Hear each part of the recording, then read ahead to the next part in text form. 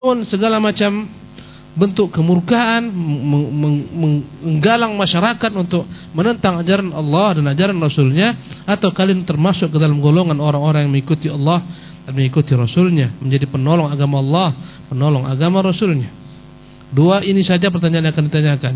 Yang pertama, madza kuntum ta'buduna? Yang kedua, madza ajabtumul mursalin? Tidak ditanyakan, ya, di hari kiamat, pernahkah akan berpikirkan akan neraka? Pernahkah akan berpikir akan di surga? Pernahkah akan merenung-renung di mana tempat kalian? Bukan itu ditanyakan oleh Allah Subhanahu wa taala. Ya, tapi apa yang kita sembah dan bagaimana kita menanggapi seruan dakwah para rasul. Ya, dalam umat Islam, madza kuntum ta'budun, itulah dia tercermin dari kalimat la ilaha illallah. Dia hanya memurnikan ibadah untuk Allah. Wa madza ajabtumul mursalin, itulah tercermin dalam ungkapan seorang mukmin muslim, ya, asyhadu anna Muhammadan Rasulullah SAW. Hanya ini saja. Maka jangan katakan, ya Allah, saya ini terzalimi oleh takdirmu, kenapa kau tetapkan saya di neraka? Tak ada yang terzalimi. Subhanallah.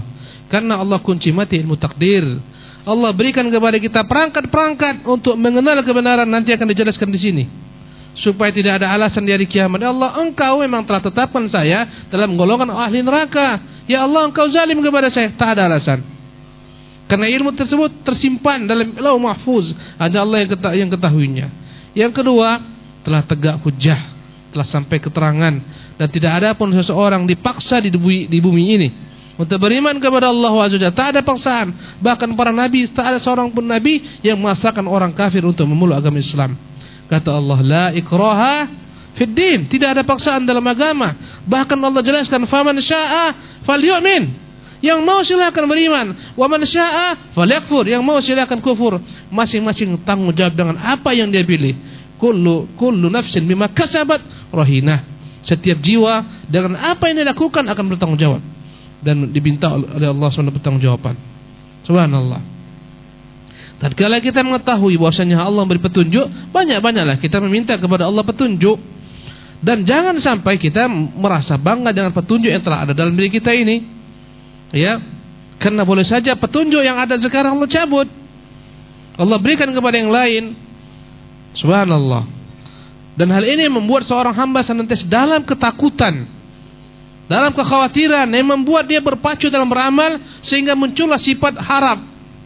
Subhanallah. Sehingga seseorang tidak mungkin berbuat ujub dengan bangga telah beramal saleh. Oh, saya telah umrah 50 kali, saya telah haji sekian banyak, saya telah haji 20 kali, saya telah qiyamul lail setiap malam. Tidak ada yang merasa ujub. Kenapa? Karena ujung daripada kehidupan dirinya hanya Allah Subhanahu wa taala ketahui. Subhanallah. Kadang-kadang Allah sesatkan, Allah tutup dengan su'ul khatimah orang-orang yang zahir kehidupannya baik di dunia, yang zahir kehidupannya baik. Subhanallah. Kadang-kadang Allah beri petunjuk orang-orang yang zahir kehidupannya jahat dalam kehidupan dunia ini. Semuanya terpulang kepada Allah Jalla wa Ala. Jadi ini semuanya bukanlah membuat seorang hamba frustasi, akhirnya bermalas-malasan mengatakan saya ini sudah pasti ahli neraka. Tidak. Dan ayat ini membuat seorang mukmin tidak boleh merasa bangga dan mengatakan surga di tangan saya. Karena Allah Subhanahu wa taala berkehendak memberikan petunjuk kepada siapa yang dia kehendaki dan menyesatkan siapa yang dia kehendaki kapan dia mau. Subhanallah. Dengan hal itulah seseorang hidup dalam dunia ini antara takut dan harap, takut dan harap, disempurnakan dengan cinta kepada Allah Subhanahu wa taala.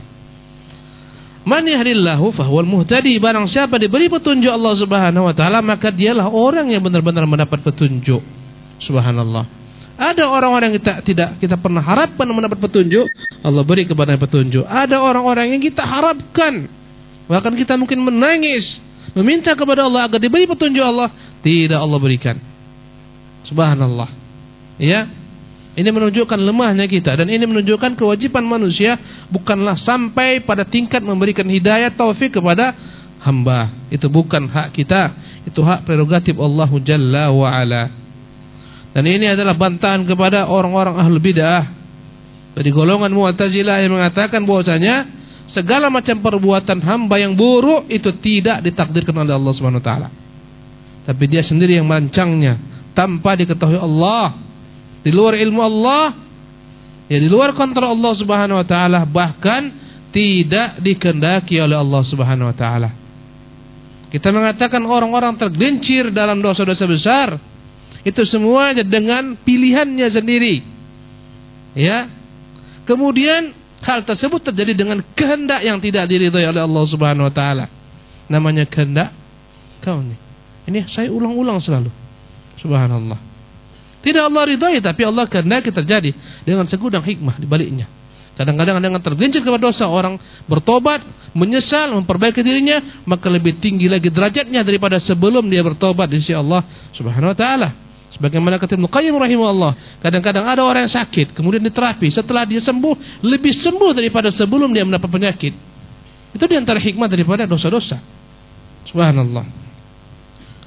Maka ini bantahan kepada orang-orang Mu'tazilah mengatakan Allah tidak punya kuasa, tidak punya kehendak terhadap hamba-hambanya yang berbuat kejahatan, kejelekan, kemaksiatan. Itu di luar kehendak Allah, di luar kontrol Allah, di luar keinginan Allah Subhanahu wa taala. Mafhumnya, konsekuensinya berarti Allah tidak memiliki kekuasaan yang mutlak. Di alam raya ini, di bawah kolong langit ini ada gerak-gerik, ada perbuatan-perbuatan, ada perilaku di luar kontrol Allah, di luar ilmu Allah Subhanahu wa taala, tidak diketahui oleh Allah Subhanahu wa taala, tidak dikehendaki oleh